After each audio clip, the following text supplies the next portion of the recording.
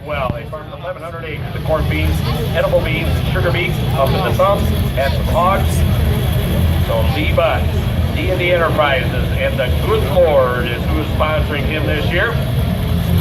Started out pulling years ago with an economide up in the thumb, an H International with a 283 cubic inch naturally aspirated Chevrolet motor in it.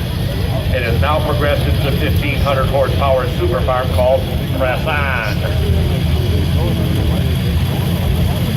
See, Lee, folks that don't know, nicknames sometimes tell a big story for the family or the puller or whatever they may be involved in their private life or personal life. Lee is a cancer survivor, ladies and gentlemen. And Press On and the good Lord are his sponsors, and he is very proud of that fact.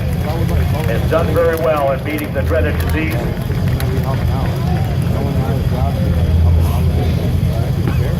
Had several wins this year, been pretty competitive whenever we've seen him out on the circuits across the Midwest.